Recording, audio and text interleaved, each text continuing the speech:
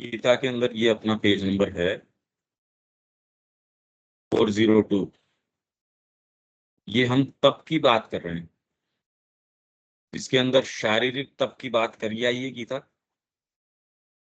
जिसमें ये सारा विवेचन इतने समय हम इसी का कर रहे हैं। गीता ने तप के विषय में देवता, द्विज, गुरु और ज्ञानी की पूजा करना,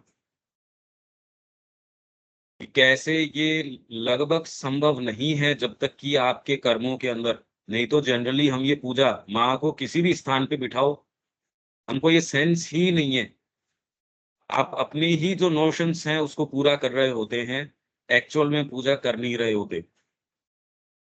तो देवता, द्विज, गुरु और ज्ञानी की पूजा करना, ये खाली पूजा करना मतलब ये शारीरिक तप के अंदर, तो ये अगर उनकी पूजा भी करते हो तो ये तप कहाँ से हुआ? गीता जो बात कर रही है, यदि साइकोलॉजिकल स्तर के ऊपर उसको न लिया जाए तो उसका कोई अर्थ ही नहीं निकलता। इतना बचकाना लगता है। ये गीता बात क्या कर रही है, ये क्या कह रही है? स्पष्टवादिता, ब्रह्मचर्य तथा अहिंसा का पालन करना, स्पष्टवादिता। तो ये शारीरिक तप कैसे हुआ? ब्रह्मचर्य का पालन करना, और ब्रह्मचर्य खाली ये नहीं कि आप सेलिबेसी रख रहे हो, अहिंसा कर रहे हो, तो ये शारीरिक तप है। इसका हमने विवेचन किया। अब इसके अंदर यहां अपन आ गए 15वें श्लोक के अंदर। आघात न पहुंचाने वाली, सत्य, प्रिय और हितकर बोलने वाली वाणी को तथा शास्त्रों के नियमित स्वाध्याय को वाणी के तप कहते हैं। अब स्वाध्याय है, उसके लिए तो आप ये कहेंगे ये वाणी का तप कैसे हुआ? स्वाध्याय हम कर ही रहे हैं। अगर ये स्वाध्याय है, क्या इसको स्वाध्याय कहें? स्वाध्याय किसको कहें? और ये वाणी का तप कैसे हुआ? अब इसको यदि न खोला जाए, जनरली इन्हीं कमेंट्रीज को यदि इन प्रश्नों को लेके आप खोलते हैं और फिर बाद में ये देखें कि श्री अरविंद इस चीज को कैसे टैकल कर रहे हैं और सामान्य पार्लांसेस के अंदर किस तरीके से इसको टैकल किया जाता है, तो आपको यदि थोड़ा सा कुछ भी डीपर सेंस है, माँ की वाणी क्या कहती है उसका कुछ अंदाज है, तो आप ये कहेंगे अरे ये तो फंडामेंटल अंतर आ गया। श्री अरविंद जिस तरीके से इसको डील कर रहे हैं इस सारी चीज को, वो तो इसको फंडामेंटली पराकाष्ठा के ऊपर लेके चले गए। ये जितनी भी कमेंट्रीज और हैं, वो सर्टेन चीजें तो बाहर, जो शास्त्र सम्मत चीजें हैं, पांडित्य की चीजें हैं, उनको तो बाहर निकाल के ले आएगी। यहाँ देखो इसके अंदर ये है, इसके अंदर ये है, वो टर्मिनोलॉजी की बात कर लेगी, पर जहां स्पिरिचुअल एक्सपीरियंसेस की इनकी बात है, वो आयाम आपके नहीं खोलती। तो आघात में पहुंचाने वाली, तो तुरंत ही आपको ये मीठी मीठी बातें करो। अरे ये कौन सी मीठी बात हुई?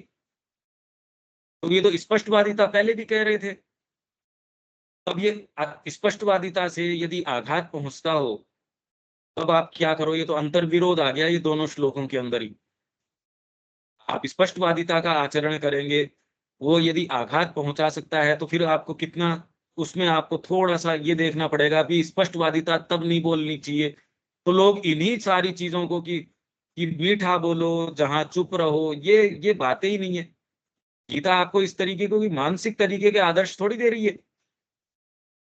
ये तो सामान्य व्यक्ति की बातें हैं, जो ये आजकल जो जिस तरीके के कॉलम्स छपते हैं, वो तो बिल्कुल कचरा है। क्या है उसके अंदर? आध्यात्मिकता की क्या बात है उसमें? गीता कह रहे हैं सारे योगों का समन्वय कर दिए 17वें अध्याय के अंदर। आप ये तो देखो कि शुरुआत नहीं है ये तो अगर 17वें अध्याय के अंदर गीता बात कर रही है इस चीज की, तो डेफिनेटली वो कोई दूसरी चीज लेके आना चाह रही है। आघात में पहुंचाने वाली, सत्य, प्रिय और हितकर बोलने वाली वाणी को। अब सत्य क्या है? आपकी मोनोपोली है क्या सत्य के ऊपर? सत्य कहें किसको? युधिष्ठिर जो है, उसको लगता था मैं तो सत्यवादी हूं, मैं तो कभी भी गलत बोलता नहीं। और जो एक उसको भगवान ने कहा बोल दे तू जाके, क्योंकि वो तो मानेगा नहीं, कि अश्वत्थामा हता है। अब कौन सा सत्य है देख लो? सत्य बोलने वाली। अगर आप इंद्रियों के माध्यम से देखते हैं, तो जो बार बार कृष्ण प्रेम या जो आध्यात्मिक लोग कहते हैं कि प्रत्यक्षीकरण के आप प्रमाणीकरण के 3 तरीके हैं, प्रत्यक्ष, अनुमान, आप्तवचन। तो जो इंद्रियाश्रित देहबद्ध व्यक्ति है, जो देह को ही सर्वोपरि मानता है, वो प्रत्यक्ष, जो सामने इंद्रियां बता रही हैं, उसी को प्रमाण मानता है। ये बात तो आपका विज्ञान ही झुठला देता है कि जो इंद्रियों को नजर आ रहा है वो तो मिथ्या है एकदम। आप उसको आधार मान लेते हो, और यदि उस बेस पे शुरू करते हो तो एवरीथिंग एल्स इज फॉल्सिफाइड। जो वेद, अपना सेंट्रल नोशन ऑफ वेद, जहां से व्यक्ति शुरू करता है वो सब फॉल्स है। तो इसलिए ये सत्य की बात कहां से आई, इसका आचरण कैसे करें? तो जब तक वैदिक परिप्रेक्ष्य में इसको नहीं देखोगे, ये बात कभी नहीं समझ में आएगी। इसलिए अग्नि के लिए वो है भद्रम करिष्यसि, कभी आघात नहीं पहुंचाती हो। कोई देवता जो है कभी आघात नहीं पहुंचाता, आपकी पिटाई करके भी आघात नहीं पहुंचाता, कल्याण करता है। तो वो वाणी, तो ये तो एकमात्र परमात्मा से जुड़ के, मां से जुड़ के कर सकते हो ये काम, कि संहार करके भी उद्धार कर रहे हो आप।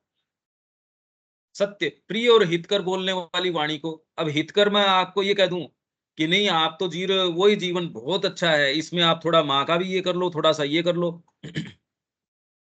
अरे जिस सत्य का मेरे को साक्षात्कार हो गया उससे कम आपको बताना तो असत्य वाचन है। ये मिनिमम आधार आपका है कि जो जो हाईएस्ट और डीपेस्ट ट्रुथ, यदि आपको क्लियर कट कोई रेवलेशन है, कोई परसेप्शन है, तो मिनिमम ये है कि आप उसको अपना एक गाइडिंग फैक्टर, उसको अभिव्यक्त करने वाली, ये मिनिमम होनी चाहिए आपकी वाणी है, वो चीज बोले। आप किसी से रंजिश करके नहीं बोल रहे, आपका सत्य आपको ये कह रहा है अभी ये वाली बात है, ये देख लो आप। जानबूझ के आप कड़वा करके नहीं बोल रहे या मीठा करके नहीं बोल रहे, जो है सो जी ये है देखो। पर उसके लिए आपका एक आधार, एक डीपर आधार होने की आवश्यकता है। नहीं तो आप मीठा बोलोगे तो भी आघात पहुंच रहा है, और अगर आप मीठा या खारा बोल रहे हो तो आघात है ही है, जो है सो है। सत्य, प्रिय और हितकर बोलने वाली वाणी को तथा शास्त्रों के नियमित स्वाध्याय को वाणी के तप कहते हैं। अब ये बात भी समझ में नहीं आती कि यार स्वाध्याय करना, ये वाणी का क्या हुआ इसके अंदर? और तपस्या, ये कह रहे तप, और तप के द्वारा सारी चीजें क्रिएट होती हैं। बड़ी विचित्र बात है ये। अगर आप ये देखो तो ये वेद वाली गुत्थी से कमजोर गुत्थी नहीं है। सारी गुत्थियां आपको सब इंगित करती है कोई डीपर ट्रूथ की तरफ। लोग कहते हैं हाँ हमने पढ़ लिया, अब करो इसको रिजोल्व, कैसे करें इसको? गीता शारीरिक तपस्या के बाद अब जिस वाणी की तपस्या का निरूपण कर रही है, वह तो और भी अधिक सूक्ष्म है। और जिस प्रकार की हमारी प्रकृति है, जिसमें अंधवृत्तियां, काम क्रोध आदि रिपुओं का हमारे ऊपर अधिकार रहता है, ऐसे में सच्चे रूप में सत्य, प्रिय और हितकर वाणी बोलना तो लगभग असंभव सा प्रतीत होता है। वो जो मैं इतनी देर से कह रहा हूं, जिन वृत्तियों का, काम क्रोध लोभ मोह, ये जितने भी आपके हैं षड रिपु, जिसको 6 रिपु बोलते हैं, यदि आपके ऊपर माँ का अधिकार नहीं है टू टू एनी एक्सटेंट, या टू वॉट एवर एक्सटेंट, तब तक तो आप सोच के किसी का भला भी करने की कोशिश कर रहे हो, वो आप ही अपनी ही मानसिकता को सोच रहे हो, उसमें उस व्यक्ति का तो कोई लेना देना नहीं है। क्योंकि भला किसमें है ये तो माँ बताएगी आपको, आपकी अंतरात्मा बताएगी। भला तो वही है। आप इंडिविजुअल कल्याण कैसे कर दोगे? परमात्मा इस सारी समष्टि को, सारी कलेक्टिविटी को, सारे ब्रह्मांड को चला रहा है। वो कल्याण जानता है या आपके एक कोई नोशन है वो कल्याण जानता है? तो उससे जुड़ के ही आप सोच समझ सकते हो कि कल्याण क्या है।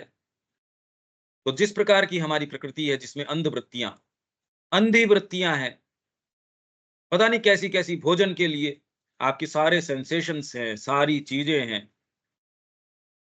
सामान्य व्यक्ति की बात छोड़िए, अच्छे भले जो जिसको सो कॉल्ड सिद्ध है, उसको नहीं छोड़ती ये अंधवृत्तियां। काम क्रोध आदि रिपुओं का हमारे ऊपर अधिकार रहता है। ऐसे में सच्चे रूप में सत्य, प्रिय और हितकर वाणी बोलना तो लगभग, ये बोलो कैसे, मैं तो कह रहा हूं आप इसको शुरू ही नहीं कर सकते जब तक डीपर आधार नहीं हो। और ये प्रिय और हितकर वाणी भी केवल कोई बाहरी रूप से प्रिय बोलना नहीं, अपितु सच्चे अर्थों में ऐसा करना है। हितकर वाणी, तो हितकर किसको कहो आप?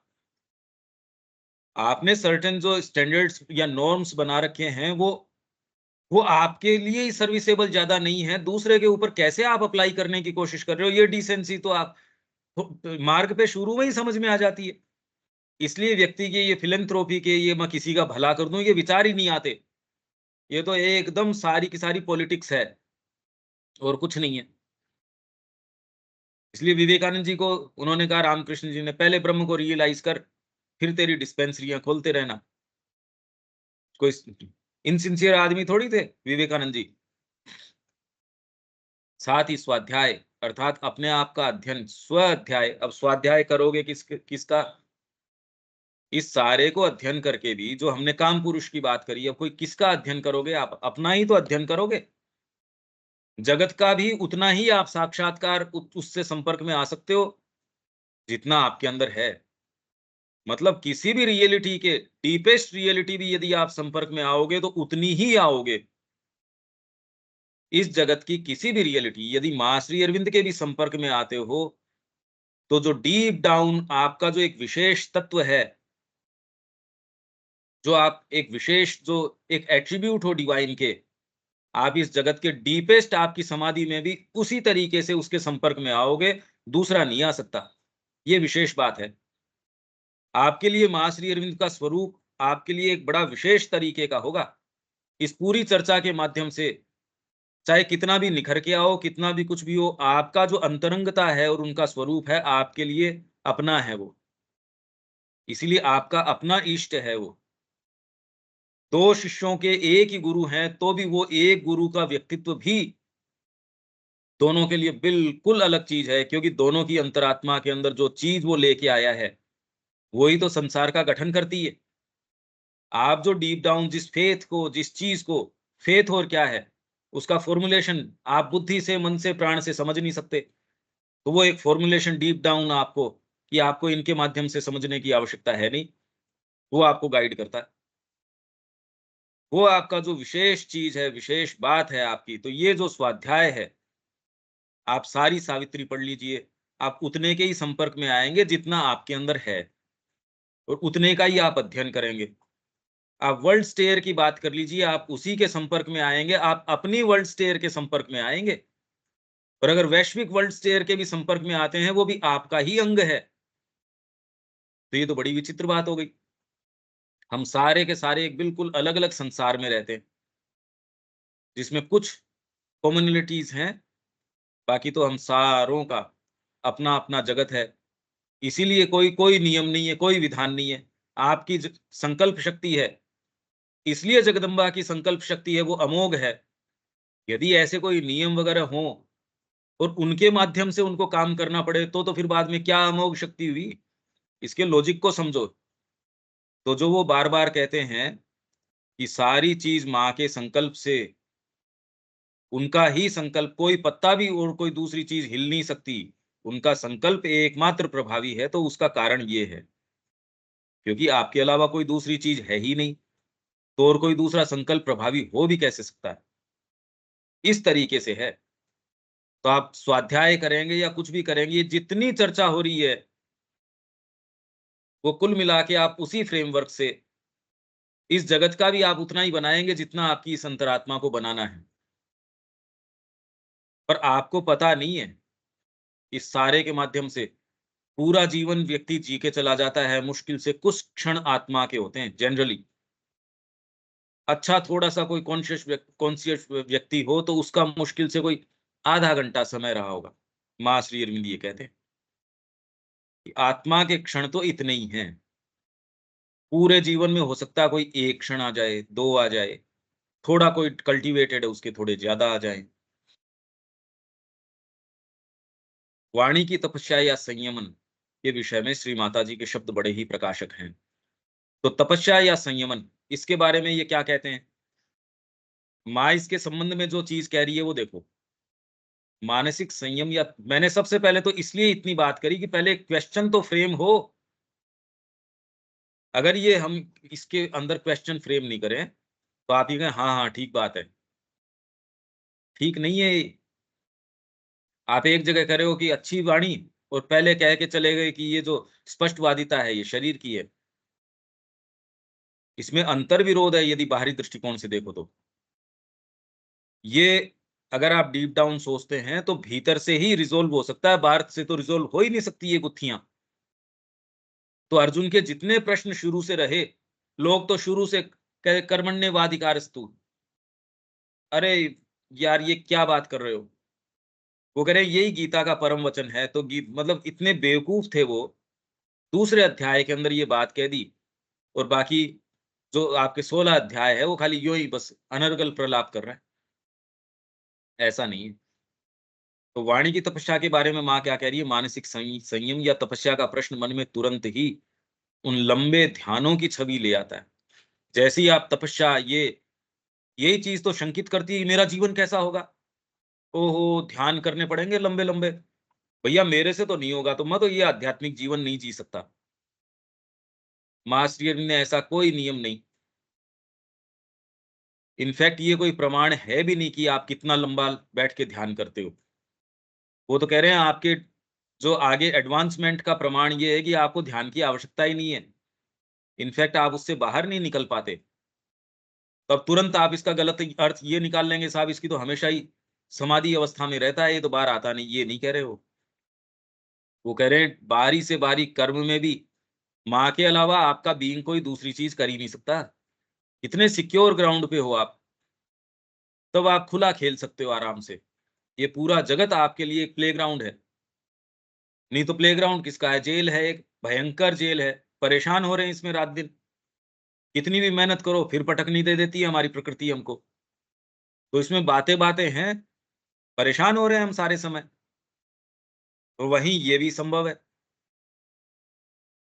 तो जैसे ही संयम तपस्या की बात आती है तो ध्यान की तो लंबे ध्यानों की छवि ले आता है। ये माँ के शब्द हैं जो विचारों पर नियंत्रण और उसकी परिणति के रूप में आंतरिक नीरवता की ओर ले जाते हैं। यही बात रिमेम्बरेंस के बारे में तो जो देविका जी कह रही थी, ठीक कह रही थी।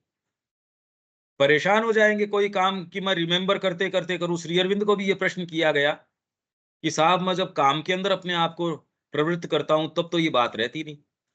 श्री अरविंद ने कहा, "यार ये इस तरीके से है नहीं, तू गलत अर्थ निकाल रहा है इसका।" कुछ लोग फिर बाद में इसका अर्थ क्या निकालते हैं कि काम के आरंभ में और जब उसको हो जाए, शुरू में तो भगवान को पुकारो, उस तरीके से करो, लास्ट के अंदर उसको ऑफ़र कर दिया जाए। ऐसे बहुत-बहुत तरीके हैं। उसकी अपनी एक लिमिटेड दायरे में जितनी उपयोगिता है, आपको अपनी वर्तमान प्रकृति से कुछ निजात तो डेफ़िनेटली ये सारे सूत्र इसके लिए तो हैं। फंडामेंटली कोई भी आपको एक सीमा तक मान लो एक थ्री व्हीलर है, कहीं तक ले गया पर यार सारे समय वो कि आपको यही यात्रा करवा देगा, ये नहीं। जब जो साधन आवश्यक है, जो जो मेंटल फ्रेमवर्क ज़रूरी है वो ठीक है। करने का काम ये है कि वर्तमान में जो भी उपलब्ध है उसको काम में ले लो, बस। अगर ये डिसाइसिव निर्णय नहीं कर पा रहे, तो आप कितनी तो रिमेम्बरेंस कर लो, कितना भी कुछ भी कर लो, क्योंकि इस बारे में तो अभी श्री अरविंद के जो पत्र हैं, वो ही हमारे गाइड हो सकते हैं। तो उसमें आप पढ़ो तो वो क्लैरिटी देंगे आपको। इस संबंध में आप सर्च करेंगे, वो आपको क्लैरिटी दे देंगे कि एक्चुअल लाइफ में आपको मैथ्स पढ़ानी है, उस टाइम आप बार-बार माँ, माँ, माँ ऐसे तो कैसे कर सकते हो आप? या ये बात भी एक सीमा के बाद में कि आप सेल्फ इंट्रोस्पेक्शन कर रहे हो, तो वो तो आपका ध्यान अपनी ही ओर केंद्रित कर रहा है, कि मैं ठीक नहीं हूँ, मेरा ये काम ठीक नहीं है। तो वो तो आप पहले थे, उससे ज़्यादा केंद्रितता आपकी परेशानी में आ जाओगे इन किन्हीं भी मेंटल एटीट्यूड से। ये सब तो आपको परेशानी में कि यार ये तो परेशान कर दिया इसने तो। आप संघर्ष में आ जाएँगे और आप अपनी प्रकृति के संघर्ष में आ जाएँगे, तो वो उसको उस स्तर पे टैकल करने का तरीका है भी नहीं। हेलो। हाँ, हाँ, नहीं वो मैं जो अपन बात करेंगे इसमें हाँ, ठीक है, काम करते टाइम पे कंटिन्यूअस माँ-माँ तो संभव नहीं है। लेकिन मतलब एक बेसिक बेसिक ओरिएंटेशन कंटिन्यूअसली वो हो जाता है।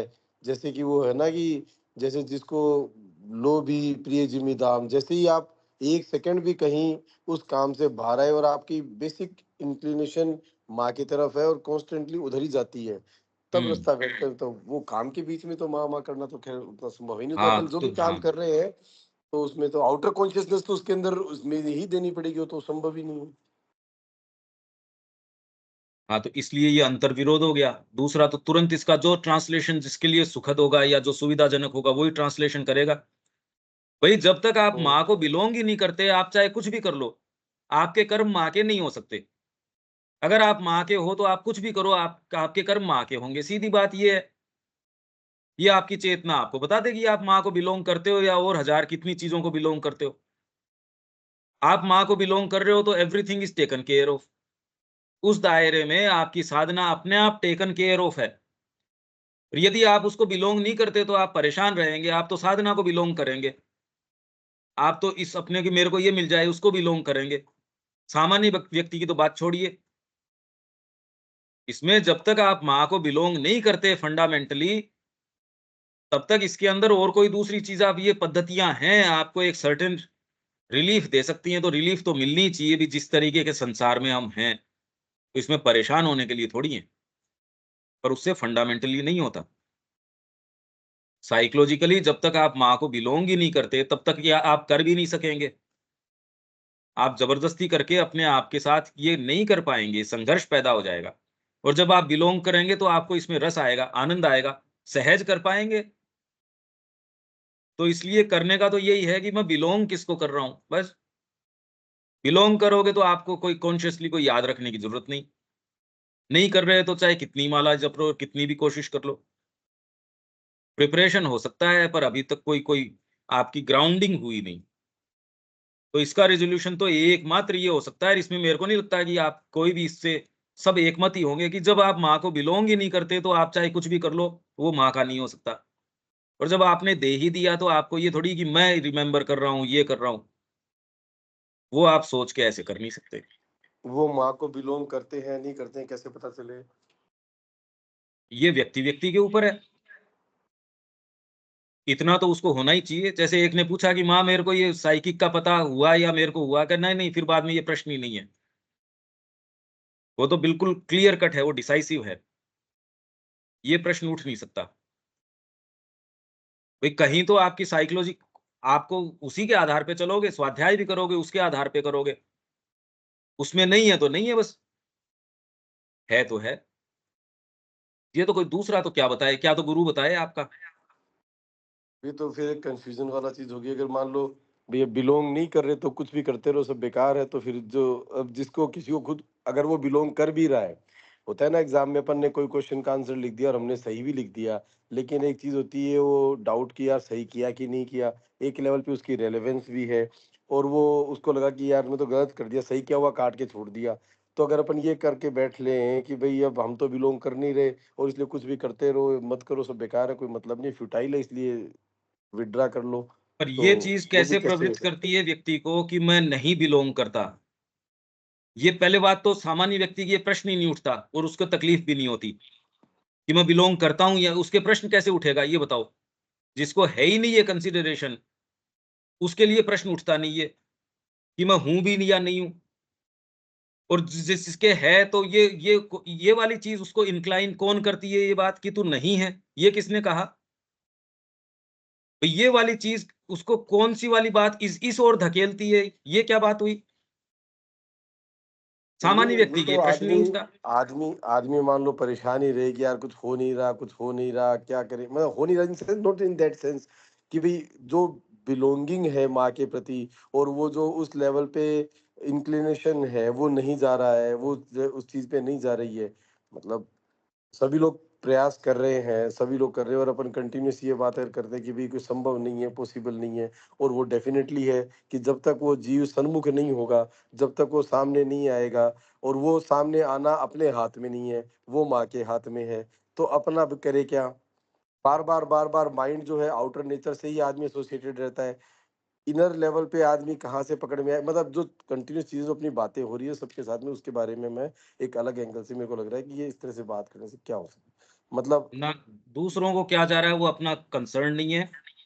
भई फिलहाल तो अपने उसको सँभालो क्योंकि सबको अलग-अलग परसेप्शन उनका है, वो गुत्थी उनकी क्यों यही मैं कह रहा हूँ उसकी साइकोलॉजी में जो आता है, वो हमारा कोई नहीं है।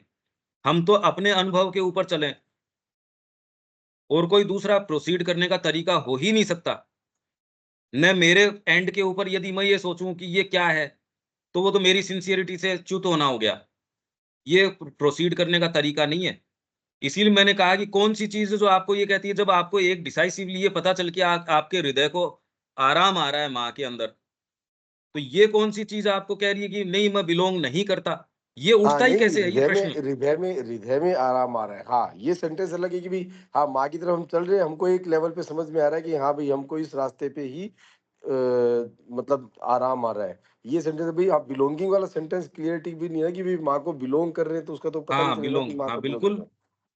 बिलोंग करते नहीं तब तक आराम आएगा नहीं। हाँ, ये जब क्लियर हो गया बिलोंग कि ही नहीं करते तो बिलोंगिंग आराम होता कैसे आ है। जाएगा? भी माँ का नाम लेने में आनंद की अनुभूति है या कुछ भी है, अपन आराम नहीं फील कर रहे हैं, माँ के सामने बैठने में फील आराम नहीं कर रहे, तो वो बिलोंगिंग नहीं है। अगर आप वो उसके बिलोंग और पास दूसरी ऐसे चीजों को कर रहे हैं बस हम। हाँ, तो ये चीज क्लियर, ये क्लियर उस तरह से हो हाँ, गया। इतनी जरूर कर शाब्दिक सकते हैं, बाकी शाब्दिक तो रूप से। जिसको क्या समझ में आता है वो तो उसकी हाँ, समस्या है। ये तो क्लियर है ये बात, और ये फंडामेंटल बात है ये स्टेटमेंट। अगर आप बिलोंग नहीं कर रहे तो आप कुछ भी कर लो, चाहे पद्धतियों से आप वहां नहीं जा सकते। ये तो बार बार ये खाली मां श्री अरविंद की बात नहीं, ये तो सारों को समझ में एस्टेब्लिश्ड चीज है, इसमें इतना इसकी बात ही क्या है? अगर ये आप बिलोंग नहीं कर रहे का मतलब ये है कि पद्धतियों के माध्यम से आप नहीं जा सकते, पद्धतियां आपको प्रेम नहीं करवा सकती। इसीलिए जो ये योग है, ये कोई पद्धतियों के आधार पे नहीं है, पद्धतियां तो रिएक्शंस हैं। श्री अरविंद जो इसके अंदर सिंथेसिस के अंदर कह रहे हैं कि बाहरी आपकी साधना करना, पुस्तक पढ़ना, गुरु के पास जाना, स्वाध्याय करना, ये सारी तो रिएक्शंस हैं। भीतर से अंतरात्मा आके प्रेशर डालती है, यार ये करो, तो आप फिर बाद में सोचते हो यार ये चीज तो, और जिसके ये नहीं है उसके लिए प्रश्न ही नहीं उठता। तो ये तो स्टेटमेंट है ही है कि अगर आप उसके अंदर आपका हृदय नहीं है तो आप पद्धति करते रहो, पद्धति में थोड़ी कोई कुछ होएगा। हाँ देविका जी, क्या कह रहे हैं आप? तो फिर मैं ये कहना चाहती हूँ कि जितना मुझे समझ में आया है कि अगर मेरे जीवन में माँ के बगैर काम चल रहा है तो मैं माँ को बिलोंग नहीं कर रही। बट अगर मेरा गुजारा ही नहीं है माँ के बगैर, छोटी से छोटी चीज के अंदर भी स्मॉल, तो इसका मतलब मैं माँ को बिलोंग कर रही हूँ। जैसे जब हम अपने बायोलॉजिकल मदर, छोटे से हम बच्चे होते हैं, बायोलॉजिकल मदर के बगैर तो हमारा काम ही नहीं चलता। हर चीज के लिए हमारी इतनी डिपेंडेंस है। तो जब अगर मेरी डिपेंडेंस पूरी तरह से इमोशनल, मेंटल, फिजिकल, हर तरह की डिपेंडेंस मदर के ऊपर है, तो मैं मदर को बिलोंग कर रही हूँ।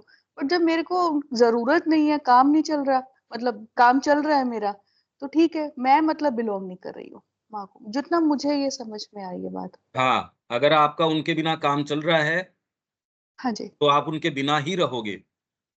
मैं ये कोई बिलोंग नहीं आज की, कर रही हाँ मतलब यदि माँ उसके को, बिना नहीं आपका, मैं। बिल्कुल अगर हाँ, उसके बिना काम चल रहा है आपका, तो उसके बिना ही चलेगा। और जिस दिन आपको ये लगे काम नहीं चल रहा उसके बिना, अब तो नहीं रह पाएंगे, इसमें कोई कंफ्यूजन नहीं है। इसमें कोई किसी शब्द को चुराने की या किसी की आवश्यकता नहीं है। इसमें सीधा सीधा माँ ये तीसरे वॉल्यूम में कह रही है, will you say something to us about yoga? तो माँ पूछती है, what do you want the yoga for? To get power, to attend to peace and calm, to serve humanity. हमको लगता है नहीं नहीं, हम तो शक्ति नहीं ग्रहण करना चाहते, हम पीस या काम ये नहीं लेना चाहते, या serve humanity. None of these या और भी कोई भी मोटिव्स आपके हों is sufficient to show that you are meant for the path. The answer you are to answer, the question you are to answer is this: do you want the yoga for the sake of the divine? Is the divine the supreme fact of your life? So much so, भाई इस group में तो ये बात करी जा सकती है। हम कोई दूसरों की, हमारे समस्या है क्या इस चीज की? और इनफैक्ट अगर उनकी भी हम बात करें, फिलेंथ्रोपी की या इसकी भी बात करें, तो भी बेस्ट तरीका यही है कि आप जिसको बेस्ट मानते हो वो परोस दो उसको। आप जिसको अच्छा मानते हो वो उसको दे नहीं रहे, आप जिस अपनी चेतना में जो बेस्ट मानते हैं वो उसको दे नहीं रहे, तो आपकी चेतना के अंदर अंतर्विरोध हो गया। Is the divine the supreme fact of your life? So much so that it is simply impossible for you to do without it? Do you feel that your very raison d'être is the divine, and without it there is no meaning in your existence? If so, then only can it be said that you have a call for the path. This is the first thing necessary, aspiration for the divine. The next thing, और ये हम मान के चल रहे हैं भी जितने भी बैठे हैं उनके तो सीरियस एस्पिरेशन है, सिंसियर एस्पिरेशन है। इसमें एक बात ही क्या है, ये इंक्लिनेशन बार बार क्यों जी, हम तो है नहीं, ये क्या बात हुई? आपने बार बार ग्राउंड को क्यों, उससे आगे तो चलना ही पड़ेगा। पर the next thing you have to do is to tend it, to keep it always alert and awake and living, ये करने की बात है। And for that what is required is concentration, concentration upon the divine with a view to an integral and absolute consecration to its will and purpose.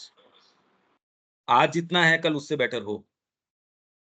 Concentrate in the heart, enter into it, go deep within and deep and far as you can.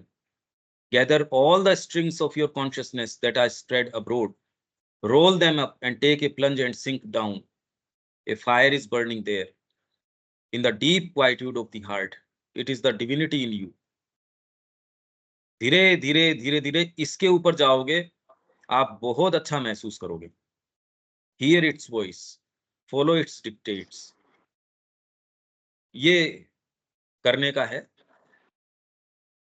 फिर से अपने इसके ऊपर आ जाते हैं।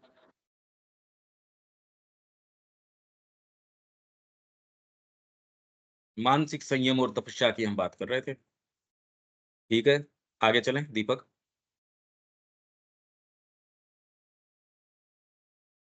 अब वो do it otherwise वाला तो अगर अपन उसको हमेशा अपन परफेक्शन के लेवल पे, क्योंकि मानसिक लेवल पे चीजें समझ में जब आ जाती है कुछ स्तर पे, तो फिर तो हर जगह लगता है कि ये नहीं हो पा रहा है, ये नहीं हो पा रहा है, ये नहीं हो पा रहा है। तो फिर तो क्या कर सकते हैं, उसका तो कोई इलाज ही नहीं है। नहीं, इलाज तो है। इलाज कैसे नहीं है? आपको क्लैरिटी दी गई है, आपको अंतरात्मा दी गई है, इसके लिए सारा साहित्य श्री अरविंद का, माँ का, हमने पढ़ा भी है। उसको अप्लाई करना नहीं करना आपके ऊपर है, पर हर जना अपने स्तर पे कर ही रहा होगा। ये सुबह तो पढ़ के गए, प्राण प्रकृति की तो सुबह ही पढ़ के गए थे, क्या इसका कोई इलाज है? तो श्री अरविंद कह रहे हैं बिल्कुल, काम पुरुष का वो कह रहे हैं, और वो जो इलाज बता रहे हैं वो इलाज है, वो ही इलाज है। तो इसका क्या इलाज है? जो सुबह हम पढ़ के गए, कल सुबह फिर शुरू करेंगे। अब मैं उसको अप्लाई नहीं करता जी, इस रोग का कोई इलाज है? हाँ है, ये रहा। नहीं, ये वाली दवाई मैं नहीं लूंगा।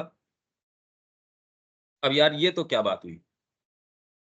यही प्रश्न जो है दिलीप मोरॉय ने श्री अरविंद को, कि गुरु गुरु आपको क्या जोर आता है? क्या यार मैं जब तेरे को इलाज बताता हूं तू कहता है ये कोई इलाज थोड़ी हुआ, और फिर बाद में कह रहा है ये समस्याएं हैं। यही बात तो बार बार उनको वो कह रहे थे, फिर इलाज क्या है? ये तो इंट्रोस्पेक्शन करना ही पड़ेगा भी इसमें, और क्या कर सकते हैं?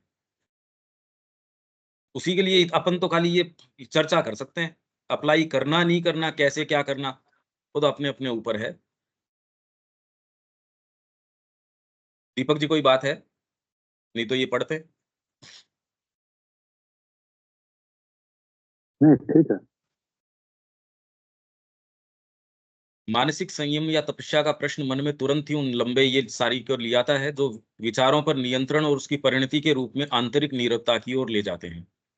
योग साधना का ये पक्ष इतना सुपरिचित है, किसका?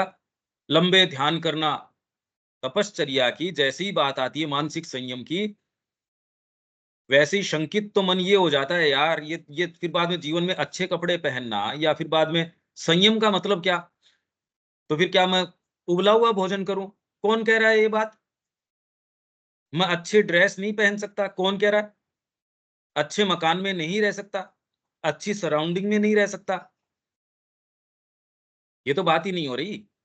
भाई पौंडीचेरी के अंदर माँ ने जो चीज की उसका प्रमाण है ये टॉप मोस्ट चीज।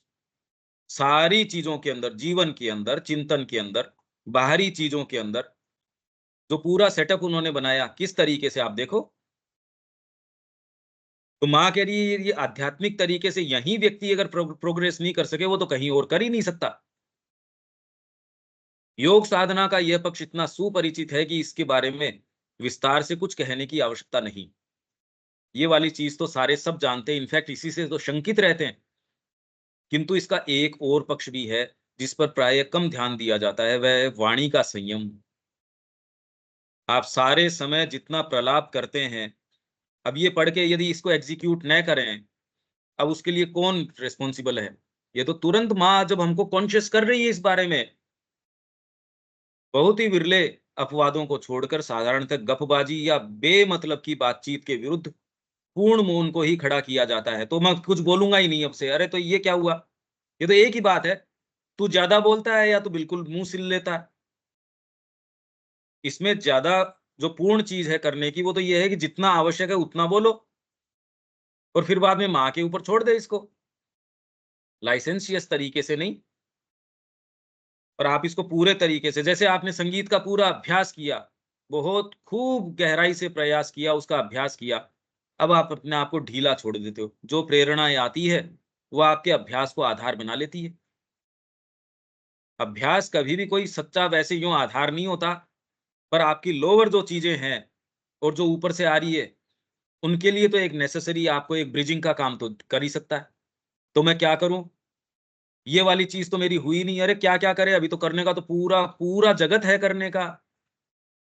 अब अगर बीइंग मिल गया हमको, तो करने का तो पूरा ही प्लॉट मिल गया, हम सबको मिला है। ये है नहीं कि आपको कोई ज्यादा समस्याएं मिली है और किसी को एक को कोई कम समस्याएं मिली हैं। जब पूरा प्लॉट आपको मिला है सेल्फ परफेक्शन का, अंतरात्मा आपको मिली है सारे को पूरा रंग चेंज कर देने का, अन्याय तो हो ही नहीं सकता। सारी निधियां आपके पास है, पुकारने की चाबी आपके पास है, करना नहीं करना आपके व्यवस्था इस तरीके की है, वो काम में नहीं लिया जाता। अब ये तो डिस्क्रिमिनेशन काम में ले और इसको काम भाई लगाओ अपना विल पावर इसके ऊपर। जो लगा पाता है वो लाभ उठाता है, जो नहीं लगा पाता वो नहीं लाभ उठाता। और फिर भी वाणी का नियंत्रण करना पूर्ण निरोध की अपेक्षा अधिक महान और फलप्रद तपस्या है। हालांकि व्यक्ति को यह न समझना चाहिए कि बोले हुए शब्दों का मूल्य बातचीत के विषय पर निर्भर है। कि मैं आध्यात्मिकता की बात कर रहा हूं, कई लोगों को ये वहम है हम तो राष्ट्रीयता की बातें करते हैं, हम तो देश के अलावा कोई दूसरी भारतीय संस्कृति की बात करते हैं, या हम तो खाली माँ श्री अरविंद की ही बातें करते हैं। तो माँ ने, श्री अरविंद ने फिर बाद में ये कहा कि भी जितनी फ्यूटाइल ये सो कॉल्ड स्पिरिचुअल टॉक्स हैं, कर्म में लगाओ ना अपने आप को।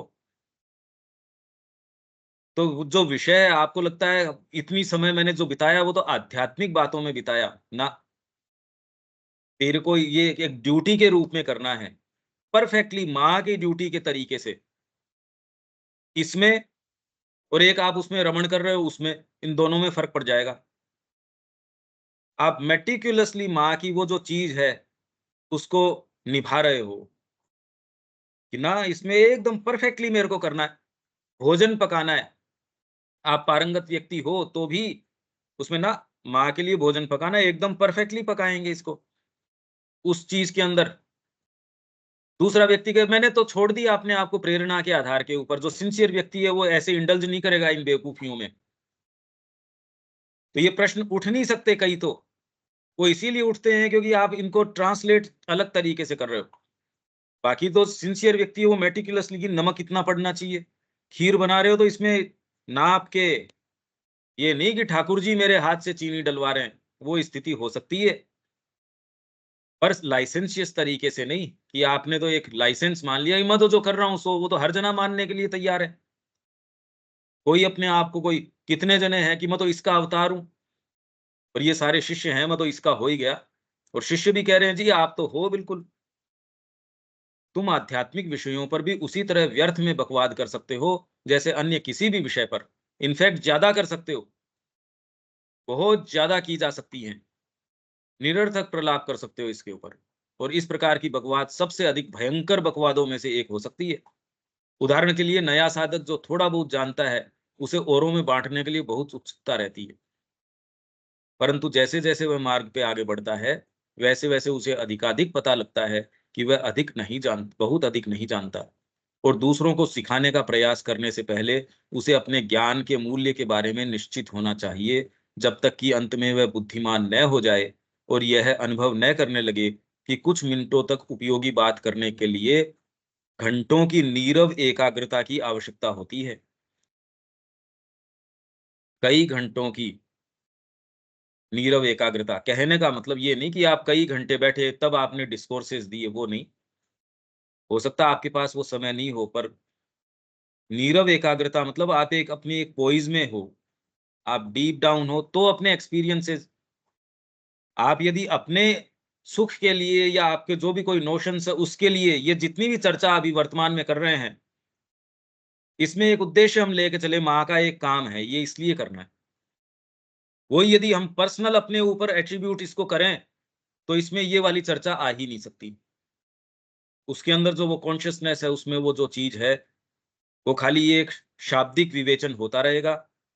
उसके अंदर ये चीज नहीं आ सकती। तुरंत इस चीज को शॉर्ट सर्किट कर दिया जाएगा। तो सारी चीज आंतरिक किस तरीके से आप ये कर रहे हो, आध्यात्मिक बात कर रहे हो, माँ ने आपको किसी के साथ थोड़ी देर बात करने के लिए भेजा, दिलीप कुमार रॉय को भेजा, कोई एक लेडी आई उनसे बात करने के लिए, तो दिलीप कुमार रॉय तो क्वेश्चनिंग के अंदर ही थे। जैसे ये क्वेश्चनिंग की, यार मैं बिलोंग करता हूं या नहीं करता हूं, उनके भी ये क्वेश्चनिंग थी कि भाई बात क्या है। तो जब उस लेडी से बात करने के लिए उनको भेजा, उसने इतना अच्छे से कन्विंस किया, इतने बढ़िया उदाहरण, इतनी ज्यादा प्रभावशाली तरीके से कन्विंसिंगली उसको ये कन्विंस किया कि इस मार्ग के अलावा और कोई दूसरा अच्छा मार्ग हो नहीं सकता। और वो इतनी प्रभावित थी, तो बाद में इन्होंने चिट्ठी लिखी। सिंसियर आदमी थे। कभी मैं जानता था कि प्रकृति में गांठें हैं, पर मैं इस स्तर पे मक्कार हूं ये मैं नहीं जानता था। थोड़ी देर पहले मेरी स्थिति क्या थी, आश्रम से भाग जाओ, मैं कुछ कर भी रहा हूं या नहीं कर रहा हूं, मेरे को तो नहीं लगता मैं योग कर रहा हूं, या ये सारे उसकी क्वेश्चनिंग उठ रही हैं। तो ये प्रश्न उन्होंने श्री अरविंद को लिखा कि गुरु, मेरे अंदर जो साइकोलॉजी में गांठें हैं, ये तो मैं बहुत अच्छे से जानता था कि बहुत गांठें हैं। इस स्तर के ऊपर मेरे ये जो है मक्कारी है, ये नहीं जानता था। मैंने उसको इतने बढ़िया तरीके से कन्विंस किया, तो श्री अरविंद का नहीं, इसमें कोई बात नहीं है, आपकी आंतरिक प्रकृति के अंदर क्लैरिटी है। तो आप सब जब जिस समय जिस मोमेंट उसके ऊपर होते हो, आपको बिल्कुल क्लियर कट पता है कि ये करना है। आप लाइट महसूस करते हो, आप चेतना महसूस करते हो, आपके पास उत्तर होते हैं। उत्तर, मानसिक उत्तरों की जरूरत नहीं है, उसके क्लियर कट इंडिकेशंस होते हैं कि ये करना है। तो का उस भाग के अंदर ये चीज है, जिस भाग के अंदर वर्तमान में आप, उसमें क्वेश्चनिंग है ही। तो ठीक बात है, ये दोनों भाग आपको दिखा दिए गए हैं। ये साधना है कि आप यहां से जिसको आप वर्तमान मानते हो, उससे जो दिखा दिया गया वहां तक कैसे जाओ। ये गुत्थी आपके और हर जने के लिए अपने अपने तरीके की है। सबको ये इक्वेशन दी गई है, क्योंकि उससे उसी से उसको आनंद भी मिलना है, उसका रास्ता है भी वो।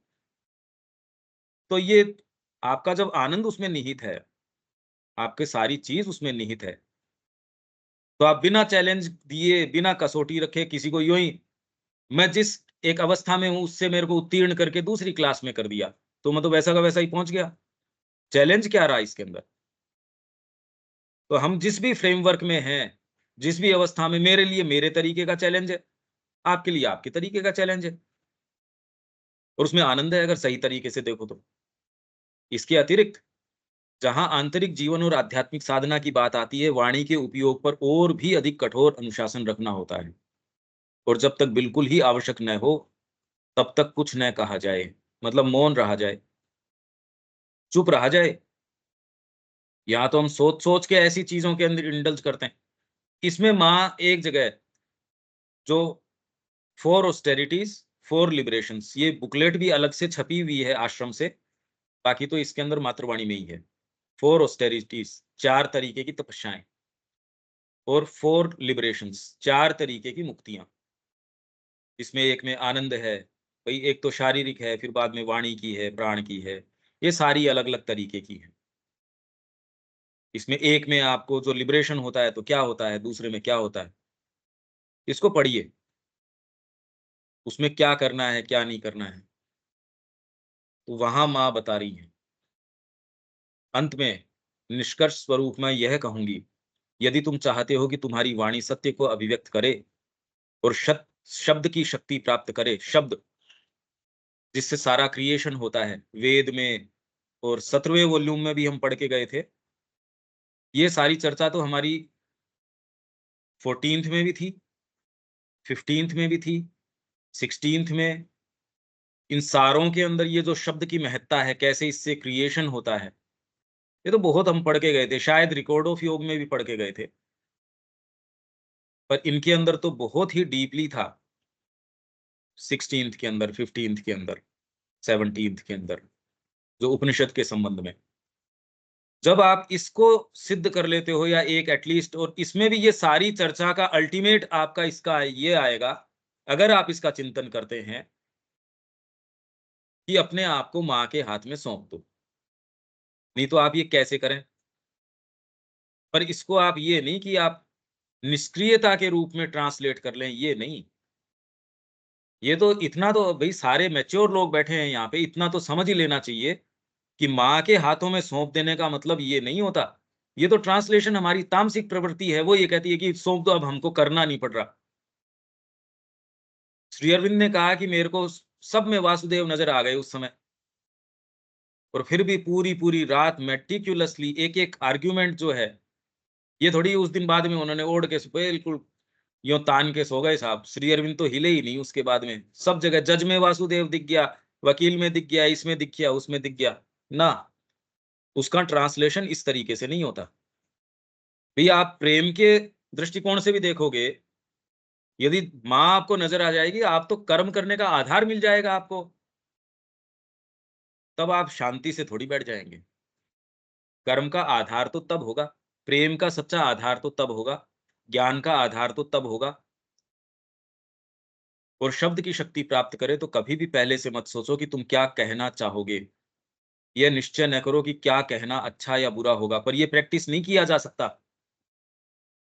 ये अफोरिज्म में हमने पढ़ा था कि मेरी बुद्धि कहना एक चीज चाहती है, पर कोई दूसरी चीज आती है, मेरी वाणी के ऊपर अधिकार कर लेती है, जिसको कहने के बाद मेरी बुद्धि उसको देख के कांप जाती है। तो माँ ने इसके ऊपर, ये श्री अरविंद का अफोरिज्म है, आप लोगों को ध्यान भी होगा जो जो उसमें थे।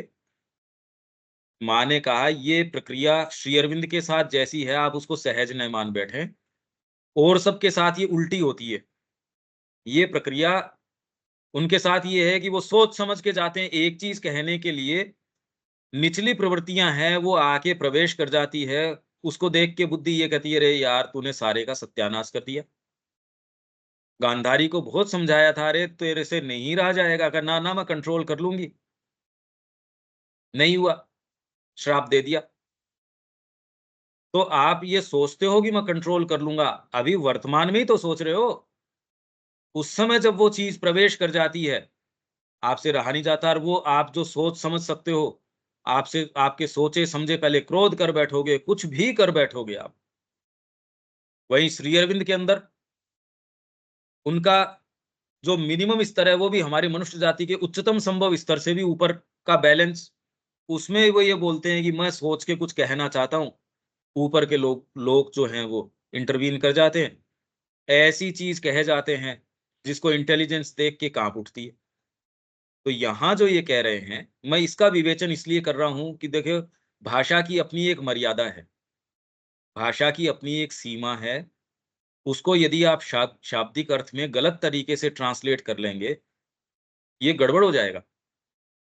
अगर इसको प्रैक्टिस नहीं करेंगे तब तो आपके साथ कोई गड़बड़ी नहीं है, पर यदि आप सीरियसली इनको प्रैक्टिस, इस जैसे आपका ट्रांसलेशन होता है वैसे यदि कर लेते हो, आप समस्या में आ जाओगे। इसलिए ये बहुत ज्यादा गंभीर बातें हैं ये, और ये इस तरीके से ट्रांसलेट की नहीं जा सकती कि मैं पहले नहीं सोचूंगा और फिर मैं कह उठूंगा। आप सोचो ये कैसे किया जा सकता है? तो फिर ये माँ ऐसी क्या बातें कर रही है जो प्रैक्टिकल में हो नहीं सकती, खाली श्री अरविंद या माँ या कोई कोई जो लोग हैं वो ही कर सकते हो, तो फिर बाद में ये कहने की आवश्यकता क्या है भाई? आप किसके लिए कह रहे हो ये बातें? ये माँ साइकोलॉजिकली और फंडामेंटली कोई ऐसी एसेंशियल एक ट्रुथ की बात कर रही है। ये हमेशा ही हमको इस साहित्य में जो श्री अरविंद की माँ की वाणी है वैसे ही इसको जाना चाहिए, अप्रोच करने का तरीका हमको कि भी अप्रोच कैसे करें इसको। यह निश्चय न करो कि क्या कहना अच्छा या बुरा होगा, तुम जो कहने वाले हो उसके प्रभाव के बारे में हिसाब न लगाओ। अब ये बताओ, ये ऐसा संभव है क्या? प्रैक्टिस में शुरू कैसे करो इसको लेके कि नहीं मैं तो जाऊंगा यहाँ, आप तो ये करोगे ये नहीं, बिजनेस में हूं तो पूरा इसके अंदर से लाभ होना चाहिए, हिसाब नहीं लगाओगा, क्या मतलब है? आपको तो भीतर से कोई बेवकूफी भरा विचार आ जाएगा, आप तो उस समय उससे लड़ाई झगड़ा कर बैठोगे और फिर कहते हो कि ये तो माँ ने ही कहलवाया था। अगर मानसिक एटीट्यूड भी लेते हो तो इसको ईमानदारी से हर स्थिति के अंदर करो, तो माँ फिर बाद में कहीं आपका पतन भी होगा उसमें भी सिखा देगी। पर समस्या हमारी प्रकृति के साथ क्या है, सुविधाजनित तरीके से जहां जो होता है वो सुविधा के हिसाब से लगा लेते हैं। नहीं तो जिन लोगों ने अगर गलत मंत्र का भी जाप किया तो भी उन्होंने प्राप्त कर लिया, क्योंकि सिंसियरली उसको ले गए एक एक सीमा तक। तो यदि ये भी ट्रांसलेशन करते हो तो भी इसको एक कम से कम एक स्थान तक तो सब जगह पूरे में तो ट्रांसलेट करो। अपने मन में नीरो रहो और सर्व प्रज्ञा, ऑल इंटेलिजेंस, सर्व ज्ञान, ऑल नॉलेज, सर्व चेतना, ऑल कॉन्शियसनेस, सारों की जो है, सारे मतलब ये नहीं सब मनुष्यों की, ये वो नहीं, जो सबको परवेड करती है, जगदम्बा की, सबको परवेड तो यही करती है। बाकी तो आपको सब मनुष्यों की, तो जो हैं वो उन वालों की, या पहले जो चले गए उन वालों की, जो आगे आने वाले उन वालों की। सर्व का मतलब जी सबकी, जो आज तक आए, जो आने वाले हैं, जो नहीं आ सके, जो गर्भ के अंदर हैं, मतलब जो लेटेंट है, अनमैनिफेस्ट के अंदर है, ये बातें नहीं चल रही। सर्व प्रज्ञा मतलब डिवाइन इंटेलिजेंस के प्रति सतत अभीप्सा के सच्चे भाव में स्थिर रहो।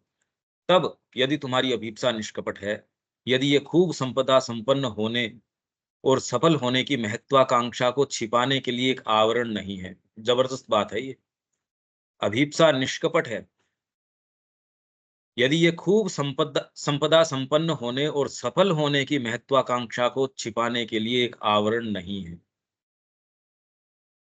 और ये दूर तक आपका साथ देती है, ये जो चीज है, ये महत्वाकांक्षा बहुत दूर तक आपने साधना अपना ली, उसके बाद जाके कोई कितने बरस बाद तक जब आप यात्रा कर रहे हो तो, नहीं तो खैर आप उसकी गोद में ही हो, ये दूरी तक आपका साथ देती है। यदि वह शुद्ध सहज और सर्वांगीण है तो तुम सरलता के साथ बोल सकोगे, सहज रूप से बोल सकोगे। कई बार आपके वर्क का नेचर इस तरीके का है, आप बाउंड हो कि ना, ये नहीं बोल सकते। किसी में नेचुरली उनके बैलेंस इस तरीके का है, वो हार्मोनियसली बोलेंगे। कुछ के बेचारे का बैलेंस इस तरीके का है, वो चाह के भी अरे के यार मैं बहुत चाहता हूं, होता नहीं। ये अलग अलग तरीके का बैलेंस है।